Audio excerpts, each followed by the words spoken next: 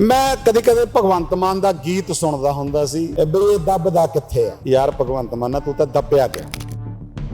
ਇੱਕ chief minister ਦਾ ਅਧਿਕਾਰ ਪੰਜਾਬ ਦੀ cabinet ਵੱਲੋਂ ਫੈਸਲਾ ਕਰਕੇ ਇੱਕ ਚੀਫ ਸੈਕਟਰੀ ਨੂੰ ਦੇ ਦਿੱਤਾ ਜਾਣਾ ਇਹ ਬਹੁਤ ਚਿੰਤਾਜਨਕ ਤੇ ਬੜਾ ਹੈਰਾਨੀਜਨਕ ਫੈਸਲਾ ਹੈ। ਜਦੋਂ ਲੋਕਾਂ ਨੇ ਤੁਹਾਡੇ ਗਲ 'ਚ ਨਾ ਧੌਣ 'ਚ ਸਾਫਾ ਪਾ ਕੇ ਤੁਹਾਨੂੰ ਘੜੀਸਿਆ ਨਾ ਤਾਂ ਫਿਰ ਤੁਹਾਨੂੰ ਪਤਾ ਲੱਗਣਾ ਕਿ ਲੋਕਾਂ ਦੇ ਪੱਖ ਕੀ ਹੁੰਦਾ। ਜਿਹੜਾ ਉਹਨਾਂ ਦਾ ਗ੍ਰੀਨ ਪੈਨ ਸੀ ਨਾ ਉਹ ਹੁਣ ਗ੍ਰੀਨ ਪੈਨ ਚੱਲੇਗਾ ਨਹੀਂ, ਉਹ ਇਦਾਂ ਮੇਰੀ ਜੇਬ ਦੇ ਨਾਲ ਹੀ ਟੰਗਿਆ ਰਹੇਗਾ। ਕਿ ਪੰਜਾਬ ਦਾ ਮੁੱਖ ਮੰਤਰੀ ਨਿਹੱਥਾ ਤੇ ਬੇਸਹਾਰਾ ਹੋ ਚੁੱਕਾ ਹੈ। ਦਿੱਲੀ ਦੇ ਧਾੜਵੀ ਲੋਕਾਂ ਦੇ ਸਾਹਮਣੇ, ਦਿੱਲੀ ਦੇ ਨਕਾਰੇ ਹੋਏ ਲੋਕਾਂ ਦੇ ਸਾਹਮਣੇ ਗੋਡੇ ਟੇਕ ਚੁੱਕਾ। ਜਿਹੜੇ ਲੈਂਡ ਪੂਲਿੰਗ ਤੋਂ ਪੀੜਤ ਕਿਸਾਨ ਨੇ, ਲੋਕ ਨੇ, ਉਹ ਬਿਲਕ ਕੇ ਮੁੱਖ ਮੰਤਰੀ ਨੂੰ ਘੇਰਨ ਤੁਰੇ ਸੀ। ਕੀ ਹੁਣ ਬਿਊਰੋਕਰੇਟ ਦਾ ਦਰਵਾਜ਼ਾ ਘੇਰਨਾ? ਹਾਂ ਦੇਖੋ ਤੁਹਾਡਾ ਬਹੁਤ। ਫਿਰ ਜੇ ਸਰਕਾਰ ਨੇ ਅਧਿਕਾਰੀ ਚੀਫ ਸੈਕਟਰੀਆਂ ਤੇ ਹੋਰ ਅਧਿਕਾਰੀਆਂ ਨੂੰ ਦੇਣੇ ਆ ਤਾਂ ਤੁਸੀਂ ਫਿਰ ਆਉਣਾ ਘਰ ਨੂੰ ਜਾਓ ਅਸਤੀਫਾ ਦੇ ਕੇ। ਪੰਜਾਬ ਦੇ ਲੋਕਾਂ ਦੇ ਨਾਲ ਮੁੱਖ ਮੰਤਰੀ ਸਾਹਿਬ ਤੁਸੀਂ ਧੋਖਾ ਕਰ ਰਹੇ ਹੋ। ਤੁਹਾਨੂੰ ਅਧਿਕਾਰ ਦਿੱਤਾ ਲੋਕਾਂ ਨੇ, ਬਿਊਰੋਕਰੇਟਸ ਨੂੰ ਅਧਿਕਾਰ ਨਹੀਂ ਦਿੱਤਾ ਲੋਕਾਂ ਨੇ। ਅਗਰ ਪੰਜਾਬ ਦੀ ਵਿਧਾਨ ਸਭਾ ਦੇ ਅੰਦਰ ਤੁਹਾਨੂੰ ਕੋਈ ਉਚਿਤ ਫੈਸਲੇ ਲੈਣੇ ਪੈਣ ਹੋਰ ਅਧਿਕਾਰ ਲੈਣ ਦੇ ਲਈ ਤਾਂ ਤੁਹਾਨੂੰ ਉੱਥੇ ਅਧਿਕਾਰ ਦਿੱਤਾ ਜਾਵੇ। ਪਰ ਜਿਹੜੇ ਲੋਕ ਤੁਹਾਨੂੰ ਅਧਿਕਾਰ ਦੇ ਰਹੇ ਯਾਰ ਉਹ ਅਧਿਕਾਰ ਤੁਸੀਂ ਚੀਫ ਸੈਕਟਰੀ ਨੂੰ ਦੇ ਰਹੇ ਹੋ। ਇਹਦਾ ਮਤਲਬ ਤੁਸੀਂ ਪੰਜਾਬ ਦੇ ਲੋਕਾਂ ਦੇ ਨਾਲ ਧੋਖਾ ਕਰ ਰਹੇ ਹੋ, ਪੰਜਾਬ ਦੇ ਲੋਕਾਂ ਦੇ ਨਾਲ ਤੁਸੀਂ ਬੇਈਮਾਨੀ ਕਰ ਰਹੇ ਹੋ। ਭਗਵੰਤ ਮਾਨ ਜੀ ਤੁਹਾਨੂੰ ਪੰਜਾਬ ਦੇ ਲੋਕ ਕਦੇ ਮਾਫ ਨਹੀਂ ਕਰਨਗੇ।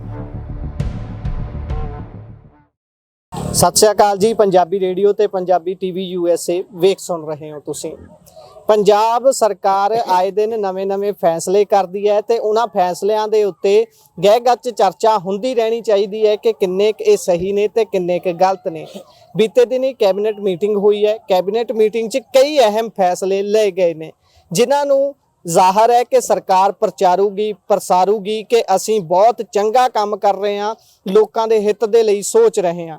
ਇਹ ਸਭ ਦੇ ਵਿਚਾਲੇ ਇੱਕ ਗੱਲ ਸਾਹਮਣੇ ਆ ਰਹੀ ਹੈ ਕਿ ਗਲਾਡਾ ਗਮਾਡਾ ਵਰਗੀਆਂ ਹਾਊਸਿੰਗ ਡਿਵੈਲਪਮੈਂਟ ਦੀ ਜਿਹੜੀਆਂ ਅਥਾਰਟੀਜ਼ ਨੇ ਉਹਨਾਂ ਸਾਰੀਆਂ ਦਾ ਜਿਹੜਾ ਚੇਅਰਮੈਨ ਹੁੰਦਾ ਉਹ ਮੁੱਖ ਮੰਤਰੀ ਹੁੰਦਾ। ਪਰ ਹੁਣ ਇਸ ਨੂੰ ਅਮੈਂਡ ਕਰ ਦਿੱਤਾ ਗਿਆ ਹੈ ਤੇ ਇਹ ਸਾਰੇ ਅਧਿਕਾਰ ਕਿਸੇ ਹੋਰ ਦੇ ਕੋਲ ਚਲੇ ਗਏ ਨੇ। ਇਹ ਸਾਰੇ ਤੇ ਗੱਲਬਾਤ ਕਰਾਂਗੇ ਵਿਰੋਧੀ ਪੱਖ ਦੇ ਵਿੱਚ ਬੈਠਣ ਵਾਲੇ ਵਿਧਾਨ ਸਭਾ ਦੇ ਵਿੱਚ ਕਹਿ ਲਈਏ ਆਦਮਪੁਰ ਤੋਂ MLA ਸੁਖਵਿੰਦਰ ਕੋਟਲੀ ਹੋਣਾ ਦੇ ਨਾਲ। ਉਹਨਾਂ ਦਾ ਪੱਖ ਜਾਣਦੇ ਆ ਕਿ ਉਹ ਕਿਵੇਂ ਸੋਚਦੇ ਨੇ ਕਿ ਕਿੰਨਾ ਕੁ ਚੰਗਾ ਫੈਸਲਾ ਹੈ। ਮੁੱਖ ਮੰਤਰੀ ਪੰਜਾਬ ਦਾ ਜਿਹੜਾ ਹੈ ਉਹਦੇ ਕੋਲੋਂ ਇਹ ਹੱਕ ਚਲਿਆ ਜਾਣਾ ਕਿਸੇ ਹੋਰ ਦੇ ਕੋਲ, ਇਹ ਕਿੰਨਾ ਘਾਤਕ ਜਾਂ ਕਿੰਨਾ ਸਹੀ ਫੈਸਲਾ ਹੈ। ਸਵਾਗਤ ਕਰਦੇ ਹਾਂ, ਬਹੁਤ ਬਹੁਤ ਸਵਾਗਤ। ਬਹੁਤ ਮਿਹਰਬਾਨੀ, ਸ਼ੁਕਰੀਆ। ਅੱਛਾ, ਸਭ ਤੋਂ ਪਹਿਲਾਂ ਇਹ ਦੱਸਿਓ ਕਿ ਇਹ ਜਿਹੜਾ ਫੈਸਲਾ ਲਿਆ ਗਿਆ ਹੈ ਇਹ 'ਚ ਕੱਢਣ ਪਾਉਣ ਨੂੰ ਕੀ ਹੈ ਤੁਹਾਡੇ ਨਜ਼ਰੀਏ ਦੇ ਨਾਲ? ਇਹ ਚੰਗਾ ਫੈਸਲਾ ਹੈ, ਗਲਤ ਫੈਸਲਾ ਹੈ ਜਾਂ ਕਿਵੇਂ ਵੇਖਦੇ ਹੋ? ਦੇਖੋ ਪੰਜਾਬ ਦੀ ਸਰਕਾਰ ਪੰਜਾਬ ਦੇ ਸਾਰੇ ਲੋਕਾਂ ਨੇ ਚੁਣੀ ਹੈ। 92 ਵਿਧਾਇਕਾਂ ਦਾ ਬਹੁਤ ਵੱਡਾ ਮੈਂਡੇਟ ਆਮ ਆਦਮੀ ਪਾਰਟੀ ਨੂੰ ਦਿੱਤਾ ਹੈ। ਜੇ ਚੁਣੇ ਹੋਏ ਨੁਮਾਇੰਦਿਆਂ ਦੇ ਅਧਿਕਾਰੀਆਂ ਨੂੰ ਦੇ ਦੇਣੇ ਇਹ ਤਾਂ ਫਿਰ ਪੰਜਾਬ ਦੀ ਡੈਮੋਕ੍ਰੇਸੀ ਦੇ ਨਾਲ ਬਹੁਤ ਵੱਡਾ ਧੋਖਾ ਹੈ। ਇਸ ਤੋਂ ਪਹਿਲਾਂ CM ਸਾਹਿਬ ਦੇ OSD ਆਦਿਲ ਆਜਮੀ ਸਾਰਾ ਕੰਟਰੋਲ ਕਰਦਾ ਸੀ ਦਿੱਲੀ ਦਾ, ਉਹਨੂੰ ਹਟਾਇਆ ਗਿਆ। ਔਰ ਆਯੂਸੀ ਕੁੜੀ ਜਿਹੜੀ ਚੀਫ ਮੀਡੀਆ ਕੋਆਰਡੀਨੇਟਰ ਸੀ ਉਹਨੂੰ ਹਟਾ ਦਿੱਤਾ ਗਿਆ। ਕਿਉਂ ਹਟਾ ਦਿੱਤਾ ਗਿਆ? ਕਿ ਉਹਦੇ ਅੰਦਰ ਇੱਕ ਬਹੁਤ ਵੱਡਾ ਘਪਲਾ ਤੁਹਾਡੇ ਸਾਹਮਣੇ ਬਹੁਤ ਵੱਡਾ ਆਉਣ ਵਾਲਾ ਹੈ, ਕਿਉਂਕਿ ਦਿੱਲੀ ਦਾ ਕੰਟਰੋਲ ਸੀ। ਜਿਹੜਾ ਤੁਹਾਡਾ ਸਵਾਲ ਹੈ, ਜੇ ਇੱਕ ਐਕਟ ਦੇ ਨੂੰ ਜਿਹੜਾ ਆ ਕਾਨੂੰਨ ਨੂੰ ਤੁਸੀਂ ਛਿੱਕੇ ਟੰਗ ਦੋਗੇ ਤੇ ਜੇ ਚੀਫ ਮਿਨਿਸਟਰ ਸਾਹਿਬ ਦਾ ਅਧਿਕਾਰ ਖੋਹ ਕੇ ਜਿਹੜਾ ਉਹ ਤੁਸੀਂ ਚੀਫ ਸੈਕਟਰੀ ਨੂੰ ਦੇ ਦੋਗੇ ਤਾਂ ਇਹਦਾ ਮਤਲਬ ਹੈ ਤੁਸੀਂ ਚੀਫ ਮਿਨਿਸਟਰ ਸਾਹਿਬ ਨੂੰ ਨਿਹੱਥੇ ਕਰ ਰਹੇ ਹੋ। ਜਿਹੜਾ ਉਹਨਾਂ ਦਾ ਗ੍ਰੀਨ ਪੈਨ ਸੀ ਨਾ ਉਹ ਹੁਣ ਗ੍ਰੀਨ ਪੈਨ ਚੱਲੇਗਾ ਨਹੀਂ, ਉਹ ਇਦਾਂ ਮੇਰੀ ਜੇਬ ਦੇ ਨਾਲ ਹੀ ਟੰਗਿਆ ਰਹੇਗਾ।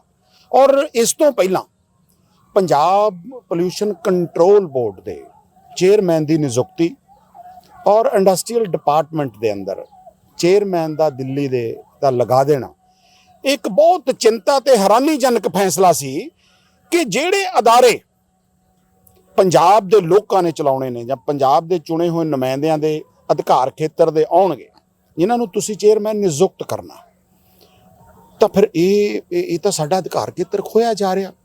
ਹਾਂ, ਹੁਣ ਜਿੱਥੋਂ ਤੱਕ ਤੁਹਾਡਾ ਸਵਾਲ ਹੈ ਕਿ ਪੰਜਾਬ ਦੇ ਅੰਦਰ ਜਿਹੜਾ ਹੈਗਾ ਆ ਟਾਊਨ ਪਲੈਨਿੰਗ ਐਕਟ ਜੋ ਹੈ ਉਹਦੇ ਮੁਤਾਬਕ ਪੰਜਾਬ ਦੀ ਸ਼ਹਿਰੀ ਡਿਵੈਲਪਮੈਂਟ ਨਾਲ ਰਿਲੇਟਡ ਜਿੰਨੇ ਵੀ ਸੈਮੀ ਡਿਪਾਰਟਮੈਂਟਸ ਨੇ, ਉਹਦੇ ਅੰਦਰ ਪੁੱਡਾ ਵੀ ਹੈ, ਗਮਾਂਡਾ ਵੀ ਹੈ, ਉਹਦੇ ਗਲਾਡਾ ਵੀ ਹੈ, ਪੀਡੀਏ ਵੀ ਹੈ, ਉਹਦੇ ਅੰਦਰ ਬਹੁਤ ਇੱਕ ਡਿਪਾਰਟਮੈਂਟ ਵੱਡਾ ਹੁੰਦਾ ਹੈ ਜਿਹਨੇ ਪੂਰੀ ਪਲੈਨਿੰਗ ਜਿਹੜੀ ਹੈ ਉਹ ਕਰਨੀ ਹੁੰਦੀ ਹੈ। ਔਰ ਜਿਹਦਾ ਅਧਿਕਾਰ ਪੰਜਾਬ ਦੇ ਲੋਕਾਂ ਨੇ ਇੱਕ ਚੁਣੀ ਹੋਈ ਸਰਕਾਰ ਦੇ ਮੁੱਖ ਮੰਤਰੀ ਨੂੰ ਦਿੱਤਾ ਹੋਇਆ, ਪਿਛਲੀਆਂ ਸਰਕਾਰਾਂ ਤੋਂ ਲੈ ਕੇ ਹੁਣ ਤੱਕ 3.5 ਸਾਲ ਇਹਨਾਂ ਦੇ ਹੋ ਗਏ। ਉਹ ਚੀਫ ਮਿਨਿਸਟਰ ਸਾਹਿਬ ਆਪਣੇ ਅਧਿਕਾਰਾਂ ਦੀ ਵਰਤੋਂ ਕਰ ਰਹੇ ਸੀ। ਹੁਣ ਮਾਮਲਾ ਕਿੱਥੋਂ ਇਹ ਸਾਹਮਣੇ ਆ ਰਿਹਾ, ਕਿਉਂਕਿ ਜਿਹੜੀਆਂ ਜ਼ਮੀਨਾਂ ਹਥਿਆ ਕੇ ਵੱਡੇ ਵੱਡੇ ਕੋਲੋਨਾਈਜ਼ਰ ਨੂੰ ਔਰ ਵੱਡੇ ਵੱਡੇ ਅਦਾਰਿਆਂ ਤੇ ਕਾਰਪੋਰੇਟਡ ਘਰਾਣਿਆਂ ਨੂੰ ਦਿੱਤੀਆਂ ਜਾ ਰਹੀਆਂ, ਜਿੱਦਾਂ 24,000 ਏਕੜ ਦੀ ਗੱਲ ਚੱਲ ਰਹੀ ਹੈ ਲੁਧਿਆਣੇ ਦੇ ਅੰਦਰ, 12,000 ਹੋਰ ਪੂਰੇ ਪੰਜਾਬ ਦੇ ਅੰਦਰ, ਜਲੰਧਰ 'ਚ ਵੀ ਹੋਏਗੀ, ਹੋਰ ਕਿਤੇ, ਉਹਦੀ ਹਾਲੇ ਲਿਸਟ ਸਾਹਮਣੇ ਨਹੀਂ ਆਈ।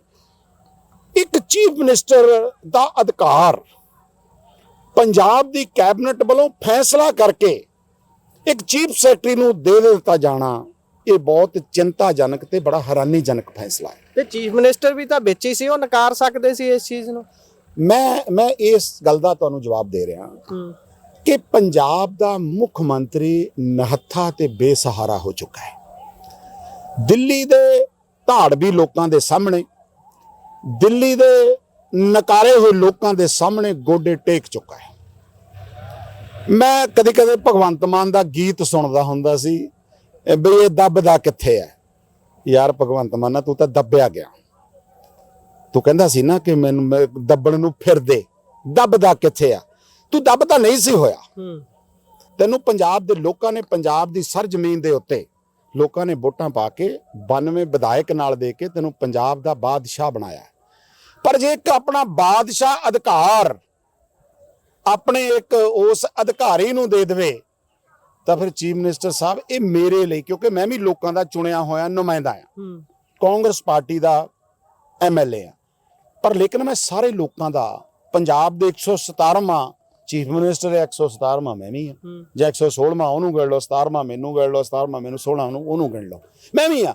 ਇਹ ਮੇਰੀ ਵੀ ਡਿਊਟੀ ਬਣਦੀ ਹੈ ਕਿ ਸਾਡੇ ਚੁਣੇ ਹੋਏ ਲੋਕਾਂ ਦੇ ਅਧਿਕਾਰਾਂ ਦੇ ਉੱਤੇ ਇਹ ਕੇਜਰੀਵਾਲ ਕਿਸ ਤਰੀਕੇ ਦੇ ਨਾਲ ਡਾਕਾ ਮਾਰ ਰਿਹਾ ਹੈ। ਜੇ ਭਗਵੰਤ ਮਾਨ ਜੀ ਤੁਸੀਂ ਬੇਸਹਾਰਾ ਹੋ ਗਏ, ਸਿਰਫ ਇੱਕ ਆਪਣੇ ਦੇ ਲਈ ਮੋਢੇ ਦੇ ਉੱਤੇ ਸਿਰਫ CM ਦੀ ਫੀਤੀ ਲਾ ਕੇ ਚੱਲਣਾ ਹੈ, ਤਾਂ ਫਿਰ ਇਹ ਤੁਸੀਂ ਪੰਜਾਬ ਦੇ ਲੋਕਾਂ ਦੇ ਨਾਲ ਧੋਖਾ ਕਰ ਰਹੇ ਹੋ। ਅੱਛਾ, ਤੁਸੀਂ ਕਹਿ ਰਹੇ ਹੋ ਕਿ ਬਿਊਰੋਕਰੇਟ ਨੂੰ ਦੇ ਦਿੱਤਾ ਗਿਆ ਹੈ। ਇਹ ਹੁਣ ਬਿਊਰੋਕਰੇਟ ਜਿਹੜਾ ਹੁੰਦਾ ਹੈ ਉਹ ਮੰਨਿਆ ਜਾਂਦਾ ਹੈ ਕਿ ਅਸਲ ਸਰਕਾਰ ਉਹ ਨੇ, ਇਹਨਾਂ ਨੇ 5 ਸਾਲ ਰਹਿ ਕੇ ਚਲੇ ਜਾਣਾ ਹੈ, ਕੰਮ ਤਾਂ ਉਹਨਾਂ ਨੇ ਕਰਨਾ ਹੈ। ਹੋ ਸਕਦਾ ਹੈ ਇਸ ਨੀਤ ਨਾਲ ਦਿੱਤਾ ਗਿਆ ਹੋਵੇ ਵੀ ਇਹ ਪਲਾਨ ਲੰਬਾ ਚੱਲਣਾ ਹੈ। ਆ ਲੈਂਡ ਪੂਲਿੰਗ ਦੇ ਐਨ ਜਦੋਂ ਲੈਂਡ ਪੂਲਿੰਗ ਹੋ ਰਹੀ ਹੈ, ਜ਼ਮੀਨਾਂ ਐਕਵਾਇਰ ਕਰਨ ਦੀ ਗੱਲ ਚੱਲ ਰਹੀ ਹੈ, ਐਨ ਉਸ ਮੌਕੇ ਤਬਦੀਲੀ ਕੀਤੀ ਜਾਣੀ, ਇਹਦੇ ਵਿੱਚ ਕੋਈ ਝੋਲ ਦੇਖਦੇ ਹੋ? ਜਾਂ ਫਿਰ ਇੱਕ ਪੁਆਇੰਟ ਇਹ ਵੀ ਹੈ ਕਿ ਹੋ ਸਕਦਾ ਹੈ ਕਿ ਸਰਕਾਰ ਅਗਲੀ ਵਾਰੀ ਬਣੇ ਨਾ ਬਣੇ, ਪਰ ਇਹ ਉਸ ਬਿਊਰੋਕਰੇਟ ਨੂੰ ਦੇ ਦਿੱਤੀ ਗਈ ਜ਼ਿੰਮੇਵਾਰੀ ਹੋ ਸਕਦਾ ਹੈ ਉਹ ਨਿਭਾਈ ਜਾਵੇ, ਇਸ ਕਰਕੇ ਦਿੱਤਾ ਹੋਵੇ। ਦੇਖੋ, ਜਦੋਂ ਵੀ ਪੰਜਾਬ ਦੇ ਅੰਦਰ ਇਨਕੁਆਰੀਆਂ ਤੋਂ ਬਾਅਦ ਤੁਸੀਂ ਅੱਜ ਤੱਕ ਕਦੇ ਪੰਜਾਬ ਦਾ chief secretary, additional secretary, principal secretary ਕਦੇ ਫਾਹੇ ਲੱਗਦੇ ਦੇਖੇ? ਜਾਂ ਚੀਫ ਮਿਨਿਸਟਰ ਜਾਂ ਕੈਬਨਿਟ ਦੇ ਮੰਤਰੀ ਤੇ ਜਾਂ ਉਹਦੇ ਨਾਲ ਸੰਬੰਧਿਤ ਰੱਖਣ ਵਾਲੇ ਆਮ ਪੋਲੀਟੀਸ਼ੀਅਨਸ। ਇੱਕ ਪੰਜਾਬ ਦੀ ਵਿਧਾਨ ਸਭਾ ਦੇ ਅੰਦਰ ਮੈਨੂੰ ਗੱਲ ਯਾਦ ਆ ਗਈ, ਸਰਦਾਰ ਪ੍ਰਗਟ ਸਿੰਘ ਹੋਣਾ ਨੇ ਗੱਲ ਕਹੀ ਸੀ ਚੀਫ ਮਿਨਿਸਟਰ ਦੇ ਬੈਠਿਆ ਕਿ ਉਹ ਜਿਹੜੇ ਬਿਊਰੋਕਰੇਟਸ ਬੈਠੇ ਨਾ ਤੁਹਾਡੇ ਪਿੱਛੇ, ਉਹ ਸੀਟ ਦੇ ਨਾਲ ਹੁੰਦੇ ਨਾ ਪਰਲੇ ਪਾਸੇ, ਬਈ ਇਹਨਾਂ ਤੋਂ ਬਚੋ। ਜੇ ਤੁਸੀਂ ਪੋਲੀਟੀਸ਼ੀਅਨਸ ਨੂੰ ਦੋਸ਼ੀ ਠਹਿਰਾਉਂਦੇ ਹੋ, ਉਹਦਾ ਸਾਰਾ ਪਲਾਨ ਕਰਕੇ, ਫਾਈਲਾਂ ਸਾਰੀਆਂ ਕਲੀਅਰ ਕਰਕੇ, ਫਿਰ ਤਾਂ ਸਾਰੀਆਂ ਪੋਲੀਟੀਸ਼ੀਅਨਸ ਦੇ ਕੋਲ ਜਾਂਦੀਆਂ ਨੇ। ਹੁਣ ਕੀ ਹੋਏਗਾ? ਹੁਣ ਉਹ ਪੋਲੀਟੀਸ਼ੀਅਨਸ ਦੇ ਚੁਣੇ ਹੋਏ ਨੁਮਾਇੰਦਾ ਜਿਹੜਾ ਹੈ, ਮੁੱਖ ਮੰਤਰੀ ਹੈ, ਉਹਦਾ ਸਿੱਧਾ ਅਧਿਕਾਰ ਖੇਤਰ ਜਿਹੜਾ ਆ ਉਹ ਚੀਫ ਸੈਕਟਰੀ ਦਾ ਹੋ ਜਾਏਗਾ। ਉਹ ਹੁਣ ਚੀਫ ਸੈਕਟਰੀ ਉਹਦੇ ਅੰਡਰ ਨਹੀਂ ਰਹੇਗਾ। ਚੀਫ ਸੈਕਟਰੀ ਆਪਣੇ ਪੱਧਰ ਦੇ ਉੱਤੇ ਹੁਣ ਉਹਦਾ ਅਧਿਕਾਰ ਹੋ ਗਿਆ। ਅੱਛਾ, ਇੱਕ ਚੀਜ਼ ਹੋਰ ਹੈ ਇੱਥੇ ਕੋਟਲੀ ਸਾਹਿਬ ਤੇ, ਹੁਣ ਜਿਹੜੇ ਲੈਂਡ ਪੂਲਿੰਗ ਤੋਂ ਪੀੜਤ ਕਿਸਾਨ ਨੇ, ਲੋਕ ਨੇ, ਉਹ ਬਿਲਕ ਕੇ ਮੁੱਖ ਮੰਤਰੀ ਨੂੰ ਘੇਰਨ ਤੁਰੇ ਸੀ। ਕੀ ਹੁਣ ਬਿਊਰੋਕਰੇਟ ਦਾ ਦਰਵਾਜ਼ਾ ਘੇਰਨਾ? ਹਾਂ, ਦੇਖੋ, ਤੁਹਾਡਾ ਬਹੁਤ ਵਧੀਆ, ਤੁਸੀਂ ਬਹੁਤ ਅੱਛਾ ਸਵਾਲ ਕੀਤਾ ਹੈ ਕਿ ਚੀਫ ਮਿਨਿਸਟਰ ਕਹੇਗਾ ਮੇਰੇ ਕੋਲ ਤਾਂ ਪਾਵਰ ਨਹੀਂ ਹੈ, ਤਾਂ ਫਿਰ ਚੀਫ ਮਿਨਿਸਟਰ ਸਾਹਿਬ ਨੂੰ ਅਸਤੀਫਾ ਦੇਣਾ ਚਾਹੀਦਾ ਹੈ। ਅਗਰ 24,000 ਏਕੜ ਜ਼ਮੀਨ ਦੇ ਉੱਤੇ ਤੁਸੀਂ ਵੱਡੇ ਵੱਡੇ ਕਾਰਪੋਰੇਟਸ ਤੇ ਵੱਡੇ ਵੱਡੇ ਘਰਾਣਿਆਂ ਤੇ ਕੋਲੋਨਾਈਜ਼ਰ ਨੂੰ ਦੇ ਕੇ ਤੁਸੀਂ ਹੁਣ ਕਿਸਾਨਾਂ ਦਾ ਗਲਾ ਘੁੱਟ ਰਹੇ ਹੋ, ਤੇ ਫੈਸਲੇ ਤੁਸੀਂ ਹੁਣ ਚੀਫ ਸੈਕਟਰੀ ਤੋਂ ਕਰਵਾ ਕੇ ਆਪ ਬਦਨਾਮੀ ਤੋਂ ਡਰਦੇ ਦਿੱਲੀ ਦੇ ਲੋਕ ਜਿਹੜੇ ਨੇ, ਇਹਦਾ ਮਤਲਬ ਹੁਣ ਤੁਸੀਂ ਫਿਰ ਉਹਨਾਂ ਲੋਕਾਂ ਨੂੰ ਤੁਸੀਂ ਮਾਰਨਾ ਹੈ। ਤੇ ਚੀਫ ਮਿਨਿਸਟਰ ਸਾਹਿਬ ਦੇ ਜੇ ਅਧਿਕਾਰ ਖੇਤਰ ਨੂੰ, ਤਾਂ ਫਿਰ ਮੁੱਖ ਮੰਤਰੀ ਕਹਦਾ ਫਿਰ ਆਮ ਨਾਲ ਮਿਨਿਸਟਰ ਬਣ ਜਾਏ ਵਿਦਆਊਟ, ਜਿੱਦਾਂ ਕੇਜਰੀਵਾਲ ਸੀ ਨਾ ਵਿਦਆਊਟ ਪੋਰਟਫੋਲੀਓ, ਉਹ ਲੈ ਲਿਆ ਜਾਵੇ। ਤਾਂ ਫਿਰ ਮੇਰੇ ਚੀਫ ਮਿਨਿਸਟਰ ਸਾਹਿਬ ਤੁਹਾਨੂੰ ਲੋਕਾਂ ਨੇ ਮੁੱਖ ਮੰਤਰੀ ਕਾਹਦੇ ਵਾਸਤੇ ਬਣਾਇਆ? ਇਸ ਕਰਕੇ ਜਿਹੜਾ ਤੁਹਾਡਾ ਦਿੱਲੀ ਦੇ ਬਾਦਸ਼ਾਹਾਂ ਦੇ ਸਾਹਮਣੇ, ਹਾਰੇ ਹੋਏ ਲੋਕ ਨੁਮਾਇੰਦਿਆਂ ਦੇ ਸਾਹਮਣੇ ਜਿਹੜਾ ਤੁਹਾਡਾ ਆਤਮ ਸਮਰਪਣ ਕਰਨਾ, ਵੀ ਆਹ ਲਓ ਜੀ ਆ ਫਾਈਲ ਜੋ ਮਰਜ਼ੀ ਆ ਤੁਸੀਂ ਕਰਾ ਦਿਓ, ਮੈਂ ਕੈਬਨਿਟ 'ਚ ਬਹਿ ਕੇ ਫੋਟੋ ਵਧੀਆ ਜੀ ਖਿਚਾ ਕੇ ਤੇ ਹਰਪਾਲ ਚੀਮਾ ਨੂੰ ਕਹਿ ਜਾਵਾਂਗਾ ਕਿ ਤੁਸੀਂ ਪ੍ਰੈਸ ਨੂੰ ਬਰੀਫਿੰਗ ਕਰ ਦਿਓ। ਉਹ ਦੇਖੋ ਚੀਫ ਮਿਨਿਸਟਰ ਦੇ ਕੋਲੋਂ ਪਾਵਰਾਂ ਖੋਹ ਲਈਆਂ ਗਈਆਂ ਕੈਬਨਿਟ ਨੇ, ਤੇ ਫਰਾਂਸ ਮਿਨਿਸਟਰ ਇਸ ਤਰੀਕੇ ਦੇ ਨਾਲ ਪ੍ਰੈਸ ਨੂੰ ਬਰੀਫਿੰਗ ਕਰ ਰਿਹਾ ਕਿ ਗਜਾਬ ਜਾ ਕੇ ਵੀ ਅੱਗੇ ਟ੍ਰਾਂਸਪੇਰੈਂਸੀ। ਦੱਸੋ ਯਾਰੋ, ਉਹ ਤੁਹਾਡਾ ਅਧਿਕਾਰ, ਤੁਸੀਂ ਆਪਣਾ ਅਧਿਕਾਰ ਉਹਨੂੰ ਦੇ ਰਹੇ ਹੋ। ਨਹੀਂ, ਕਿਹੜਾ ਟ੍ਰਾਂਸਪੇਰੈਂਸੀ ਵਾਲਾ ਬਿਆਨ ਦੇਣਾ? ਉਹਨਾਂ ਨੇ ਕਿਹਾ ਕਿ ਇਹਦੇ ਅੰਦਰ ਹੁਣ ਬਹੁਤ ਵੱਡੀ ਪਾਰਦਰਸ਼ਤਾ ਆਏਗੀ। ਅੱਛਾ, ਮੁੱਖ ਮੰਤਰੀ ਪਾਰਦਰਸ਼ੀ ਨਹੀਂ ਹੁੰਦਾ? ਹਾਂ, ਮੈਂ ਜਿਹੜੀ ਗੱਲ ਕਹਿਣਾ, ਸਵਾਲ ਤੁਹਾਡਾ ਆ। ਹੁਣ ਜਿਹੜੀ ਮੈਂ ਗੱਲ ਕਹਿਣੀ ਚਾਹਨਾ ਵੀ ਇਹਦਾ ਮਤਲਬ ਇਹਦੇ ਤੋਂ ਪਹਿਲਾਂ ਚੀਫ ਮਿਨਿਸਟਰ ਜਿਹੜੇ ਫੈਸਲੇ ਲੈਂਦਾ ਸੀ ਉਹ ਚਾਹੇ ਠੀਕ ਨਹੀਂ ਸੀ ਲੈਂਦਾ। ਇਹਦਾ ਮਤਲਬ ਆ ਕਿ ਜੋ ਕੁਝ ਤੁਸੀਂ 3.5 ਸਾਲ ਚ ਕੀਤਾ ਉਹ ਪੰਜਾਬ ਵਿਰੋਧੀ ਕੀਤਾ। ਇਹਦਾ ਮਤਲਬ ਤੁਸੀਂ ਮੁੱਖ ਮੰਤਰੀ ਨੂੰ ਨਿਹੱਥਾ ਕਰ ਦਿੱਤਾ। ਤੇ ਮੁੱਖ ਮੰਤਰੀ ਸਾਹਿਬ ਤਾਂ ਫਿਰ ਹੁਣ ਉੱਥੇ ਬੈਠ ਕੇ ਟੀਵੀ ਦੇਖਿਆ ਕਰਨਗੇ, ਤੁਹਾਡਾ ਪੰਜਾਬ ਟੀਵੀ USA, ਇਹੀ ਦੇਖਣਗੇ ਨਾ ਵੀ ਇਹਦੇ ਤੇ ਕਿਹੜੀ ਵਧੀਆ ਗੱਲ ਅੱਜ ਚੱਲ ਰਹੀ ਆ। ਮੈਨੂੰ ਵੈਸੇ ਤਰਸ ਆ ਰਿਹਾ, ਮੈਂ ਭਾਵਕ ਵੀ ਹਾਂ ਕਿਉਂਕਿ ਮੈਂ ਚੁਣਿਆ ਨੁਮਾਇੰਦਾ ਆ। ਮੁੱਖ ਮੰਤਰੀ ਸਾਹਿਬ ਵੀ ਲੋਕਾਂ ਦੇ ਚੁਣੇ ਨੁਮਾਇੰਦੇ ਯਾਰ, ਲੋਕਾਂ ਨੇ ਉਹਨਾਂ ਨੂੰ ਚੀਫ ਮਿਨਿਸਟਰ ਬਣਾਇਆ। ਅੱਜ ਭਗਵੰਤ ਮਾਨ ਜੀ ਨੂੰ ਇਹ ਗੱਲ ਸੋਚਣ ਦੇ ਲਈ ਮਜਬੂਰ ਹੋਣਾ ਪਏਗਾ। ਅੱਜ ਇਹ ਭਗਵੰਤ ਮਾਨ ਜੀ ਨੂੰ ਸੋਚਣਾ ਪਏਗਾ ਕਿ ਆਖਰ ਦਿੱਲੀ ਦਾ ਜੇ 4500 ਬੰਦਾ ਪਹਿਲਾਂ ਆ ਕੇ ਸੈਕਟਰੀਏਟ ਦੇ ਅੰਦਰ, ਵਿਧਾਨ ਸਭਾ ਦੇ ਸਾਰੀਆਂ ਦਫ਼ਤਰਾਂ ਦੇ ਅੰਦਰ, DGP ਆਫਿਸ, ਤਕਰੀਬਨ ਹਰੇਕ ਚੇਅਰਮੈਨ ਨਾਲ ਲੱਗਾ ਹੋਇਆ, ਹਰ ਇੱਕ ਦੇ ਨਾਲ ਲਾ ਕੇ, ਤੇ ਤੁਸੀਂ ਉਹ ਸਾਰੀ ਉਹਦੀ ਸੀਕ੍ਰੇਸੀ, ਸਾਰੀ ਉਹਦੀ ਜਾਣਕਾਰੀ ਜਿਹੜੀ ਆ ਉਹ ਤੁਸੀਂ ਉੱਪਰ ਪਹੁੰਚਾ ਰਹੇ ਹੋ। ਉੱਪਰ ਵਾਲੇ ਫੈਸਲਾ ਲੈ ਰਹੇ ਨੇ, ਤਾਂ ਫਿਰ ਆ ਚੇਅਰਮੈਨ ਵੀ ਲਾਏ ਜਾ ਰਹੇ ਨੇ, ਕਦੇ ਠਾ ਦਿੱਤੇ ਜਾ ਰਹੇ ਨੇ, ਕਦੇ ਲਾ ਦਿੱਤੇ ਉਹ ਉੱਥੇ ਵਾਲੇ ਲਾਏ ਜਾ ਰਹੇ ਨੇ ਨਾ। ਤਾਂ ਇਹਦਾ ਮਤਲਬ ਆ ਕਿ ਪੰਜਾਬ ਦੇ ਚੁਣੇ ਹੋਏ ਨੁਮਾਇੰਦੇ ਹੁਣ ਉਹ ਪੰਜਾਬ ਦੇ ਲੋਕਾਂ ਨੂੰ ਨਾ ਤਾਂ ਨੌਕਰੀਆਂ ਤੇ ਰੱਖ ਸਕਦੇ ਆ, ਨਾ ਉਹ ਪੰਜਾਬ ਪੱਖੀ ਕੋਈ ਫੈਸਲਾ ਲੈ ਸਕਦੇ ਆ। ਤਾਂ ਫਿਰ ਜੇ ਸਰਕਾਰ ਨੇ ਅਧਿਕਾਰੀ ਚੀਫ ਸੈਕਟਰੀਆਂ ਤੇ ਹੋਰ ਅਧਿਕਾਰੀਆਂ ਨੂੰ ਦੇਣੇ ਆ, ਤਾਂ ਤੁਸੀਂ ਫਿਰ ਆਪਣਾ ਘਰ ਨੂੰ ਜਾਓ ਅਸਤੀਫਾ ਦੇ ਕੇ। ਤੁਸੀਂ ਪੰਜਾਬ ਦਾ ਸਤਿਆਨਾਸ਼ ਕਿਉਂ ਕਰ ਰਹੇ ਹੋ? ਪੰਜਾਬ ਦੇ ਲੋਕਾਂ ਦੇ ਨਾਲ ਮੁੱਖ ਮੰਤਰੀ ਸਾਹਿਬ ਤੁਸੀਂ ਧੋਖਾ ਕਰ ਰਹੇ ਹੋ। ਤੁਹਾਨੂੰ ਅਧਿਕਾਰ ਦਿੱਤਾ ਲੋਕਾਂ ਨੇ, ਬਿਊਰੋਕਰੇਟਸ ਨੂੰ ਅਧਿਕਾਰ ਨਹੀਂ ਦਿੱਤਾ ਲੋਕਾਂ ਨੇ। ਤੁਹਾਨੂੰ ਅਧਿਕਾਰ ਦਿੱਤਾ ਕਿ ਤੁਸੀਂ ਲੋਕਾਂ ਦੀ ਆਵਾਜ਼ ਜਿਹੜੀ ਹੈ ਉਹ ਪੰਜਾਬ ਦੀ ਵਿਧਾਨ ਸਭਾ ਦੇ ਅੰਦਰ ਜਾਓ। ਅਗਰ ਪੰਜਾਬ ਦੀ ਵਿਧਾਨ ਸਭਾ ਦੇ ਅੰਦਰ ਤੁਹਾਨੂੰ ਕੋਈ ਉਚਿਤ ਫੈਸਲੇ ਲੈਣੇ ਪੈਣ ਹੋਰ ਅਧਿਕਾਰ ਲੈਣ ਦੇ ਲਈ, ਤਾਂ ਤੁਹਾਨੂੰ ਉੱਥੇ ਅਧਿਕਾਰ ਦਿੱਤਾ ਜਾਵੇ। ਪਰ ਜਿਹੜੇ ਲੋਕ ਤੁਹਾਨੂੰ ਅਧਿਕਾਰ ਦੇ ਰਹੇ ਯਾਰ, ਉਹ ਅਧਿਕਾਰ ਤੁਸੀਂ ਚੀਫ ਸੈਕਟਰੀ ਨੂੰ ਦੇ ਰਹੇ ਹੋ। ਇਹਦਾ ਮਤਲਬ ਤੁਸੀਂ ਪੰਜਾਬ ਦੇ ਲੋਕਾਂ ਦੇ ਨਾਲ ਧੋਖਾ ਕਰ ਰਹੇ ਹੋ, ਪੰਜਾਬ ਦੇ ਲੋਕਾਂ ਦੇ ਨਾਲ ਤੁਸੀਂ ਬੇਈਮਾਨੀ ਕਰ ਰਹੇ ਹੋ। ਭਗਵੰਤ ਮਾਨ ਜੀ, ਤੁਹਾਨੂੰ ਪੰਜਾਬ ਦੇ ਲੋਕ ਕਦੇ ਮਾਫ ਨਹੀਂ ਕਰਨਗੇ। ਮੈਂ ਸੁਣਿਆ ਕਰਦਾ ਸੀ ਜਦੋਂ ਤੁਸੀਂ ਪਾਰਲੀਮੈਂਟ ਦੇ ਮੈਂਬਰ ਸੀ, ਸੋਚਦਾ ਹੁੰਦਾ ਸੀ ਕਿ ਭਗਵੰਤ ਮਾਨ ਪੰਜਾਬ ਦਾ ਮੁੱਖ ਮੰਤਰੀ ਬਣਿਆ, ਬਹੁਤ ਵੱਡਾ ਮੈਂਡੇਟ ਮਿਲਿਆ ਇਹਨਾਂ ਨੂੰ, ਇਹ ਬਹੁਤ ਕੁਝ ਪੰਜਾਬ ਦੇ ਅੰਦਰ ਕਰੇਗਾ। ਯਾਰ ਤੂੰ ਤਾਂ ਸਾਨੂੰ ਨਿਰਾਸ਼ ਕਰ ਦਿੱਤਾ। ਅਸੀਂ MLA ਆ, ਅਸੀਂ ਅੱਜ ਕਹਿ ਰਹੇ ਹਾਂ ਕਿ ਤੇਰੇ ਨਾਲ ਧੱਕਾ ਹੋ ਰਿਹਾ। ਸਾਡੇ ਵੱਲੋਂ ਚੀਫ ਮਿਨਿਸਟਰ ਦਾ ਕੱਲ ਨੂੰ ਹੋਰ ਵੀ ਕੋਈ ਬਣ ਜੇ, ਬਣਨਾ ਤਾਂ ਆਮ ਆਦਮੀ ਪਾਰਟੀ ਦਾ ਹੀ ਹੈ। ਅਧਿਕਾਰ ਤਾਂ ਉਹਨਾਂ ਕੋ 92 ਵਿਧਾਇਕ ਹੈ। ਇਹ ਤਾਂ 1.5 ਸਾਲ ਬਾਅਦ ਦੇਖਾਂਗੇ ਕਿਹਨੇ ਬਣਨਾ ਕਿਹਨੇ ਨਹੀਂ ਬਣਨਾ। ਪਰ ਯਾਰ ਇਹ ਪੰਜਾਬ ਦੇ ਲੋਕਾਂ ਦੇ ਨਾਲ ਬਹੁਤ ਵੱਡੀ ਬੇਈਮਾਨੀ ਆ। ਇਸ ਕਰਕੇ ਮੁੱਖ ਮੰਤਰੀ ਸਾਹਿਬ, ਇਹ ਪੰਜਾਬ ਨਾਲ ਤੁਸੀਂ ਬੇਇਨਸਾਫੀ ਕਰ ਰਹੇ ਹੋ। ਪੰਜਾਬ ਦੇ ਚੁਣੇ ਨੁਮਾਇੰਦਿਆਂ ਨੇ ਜਾਂ ਪੰਜਾਬ ਦੇ ਲੋਕਾਂ ਨੇ ਜਿਹੜੇ ਤੁਹਾਨੂੰ ਅਧਿਕਾਰ ਦਿੱਤੇ ਆ, ਤੁਸੀਂ ਉਹਨਾਂ ਅਧਿਕਾਰਾਂ ਦਾ ਹਨਨ ਕਰ ਰਹੇ ਹੋ। ਪੰਜਾਬ ਦੇ ਲੋਕ ਤੁਹਾਨੂੰ ਕਦੇ ਮਾਫ ਨਹੀਂ ਕਰਨਗੇ। ਅੰਤਲਾ ਸਵਾਲ ਛੋਟਾ ਜਿਹਾ ਦਾ ਜਵਾਬ ਤੁਸੀਂ ਦੇ ਦਿਓ। ਜਦੋਂ ਆਪਾਂ ਕੇਜਰੀਵਾਲ ਦੀ ਗੱਲ ਕਰਦੇ ਹਾਂ, ਹਰੇਕ ਸਟੇਟ ਦੇ ਵਿੱਚ ਜਾ ਕੇ ਬੰਦਾ ਐ ਰੰਗ ਬਦਲਦਾ, ਇਦਾਂ ਤਾਂ ਕੋਈ ਚੀਜ਼ ਵੀ ਨਹੀਂ ਰੰਗ ਬਦਲਦੀ। ਲੁਧਿਆਣਾ ਇਲੈਕਸ਼ਨ 'ਚ ਪ੍ਰਚਾਰ ਕਰਦਿਆਂ ਕਹਿੰਦਾ ਕਿ ਤੁਸੀਂ ਸਾਡਾ MLA ਜਿਤਾਉਣਾ, ਪਾਵਰ ਸਾਡੇ ਕੋਲ ਹੈ, ਕੰਮ ਅਸੀਂ ਕਰਨੇ ਨੇ। ਗੁਜਰਾਤ 'ਚ ਜਾ ਕੇ ਪ੍ਰਚਾਰ ਕਰ ਰਿਹਾ, ਉੱਥੇ ਕਹਿ ਦਿੰਦਾ ਕਿ ਭਾਈ ਕੰਮ ਕਰਾਉਣੇ ਆਉਣੇ ਚਾਹੀਦੇ, ਮੁੱਖ ਮੰਤਰੀ ਤੁਹਾਡਾ ਹੈਗਾ, ਸਰਕਾਰ ਤੁਹਾਡੀ ਹੈਗੀ, ਉਹ ਮੈਟਰ ਨਹੀਂ ਕਰਦੀ। ਇਹ ਦੋਹਰੇ ਚਿਹਰੇ, ਦੋਹਰੇ ਵੀ ਕਾਹਦੇ, ਜਿੰਨੀਆਂ ਸਟੇਟਾਂ ਉਨੇ ਚਿਹਰੇ ਬਣਾ ਲੈਂਦੇ ਨੇ। ਇਹਨੂੰ ਕਿਵੇਂ ਵੇਖਦੇ ਹੋ ਤੁਸੀਂ? ਇਹ ਲੋਕਾਂ ਨੂੰ ਲੁਭਾਉਣ ਦੇ, ਲੋਕਾਂ ਨੂੰ ਫਸਾਉਣ ਦੇ ਜਿਹੜੇ ਇਹ ਢਗਵੰਜ ਕਰਦੇ ਨੇ, ਇਹ ਨਹੀਂ ਇਕੱਲੇ ਉਹਨਾਂ ਦੀ ਪਾਰਟੀ, ਹਰੇਕ ਪਾਰਟੀ ਵੱਲੋਂ ਕੀਤਾ ਜਾਂਦਾ। ਕਾਂਗਰਸ ਵੀ ਹਰਿਆਣੇ 'ਚ ਪਾਣੀ ਉਹਨਾਂ ਨੂੰ ਦੇਣ ਦੀ ਗੱਲ ਕਰਦੀ, ਪੰਜਾਬ 'ਚ ਪਾਣੀ ਪੰਜਾਬ ਨੂੰ ਦੇਣ ਦੀ ਗੱਲ ਕਰਦੀ।